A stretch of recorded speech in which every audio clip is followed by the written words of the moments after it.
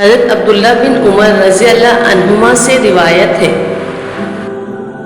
رسول اللہ صلی اللہ علیہ وسلم نے فرمایا، اللہ تعالیٰ نے شراب، اس کے پینے والے، پلانے والے، بیچنے والے، خریدنے والے، انگور نچوڑنے والے، نچڑوانے والے، اس کے اٹھانے والے اور جس کی طرف اٹھائی جا رہی ہو، ان سب پر لعنت کی۔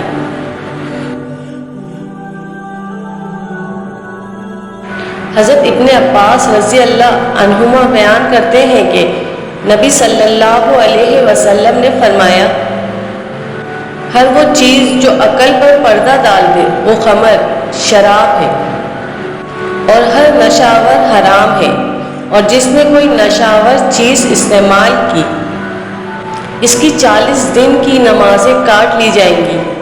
اگر اس نے توبہ کی تو اللہ اس کی توبہ قبول فرما لے گا، اگر اس نے چوتھی بار پینے کا عادہ کیا تو اللہ پر یہ حق ہوگا کہ اسے طینات الخبال پلائے۔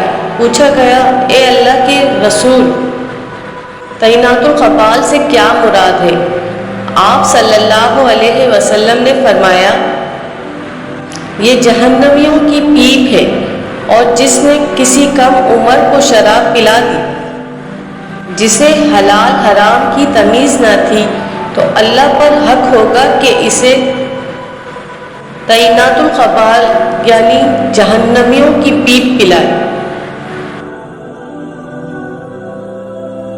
حضرت نعمان بن بشیر رضی اللہ عنہ نے بیان کیا کہ میں نے رسول اللہ صلی اللہ علیہ وسلم سے سنا، آپ صلی اللہ علیہ وسلم فرماتے تھے، بلا شبہ انگور کے شربت سے کشمش، کھجور، گندم، جو اور مکئی سے شراب بنتی ہے، اور میں تمہیں ہر نشاور سے منع کرتا ہوں۔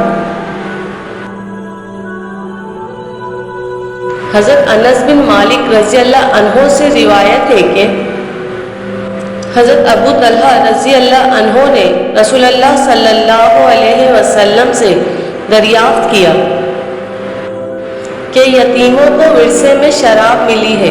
آپ صلی اللہ علیہ وسلم نے فرمایا، اسے بہا دو اور ضائع کر دو۔ انہوں نے کہا، کیا میں اس سے سرکہ نہ بنا لوں؟ آپ صلی اللہ علیہ وسلم نے فرمایا، نہیں۔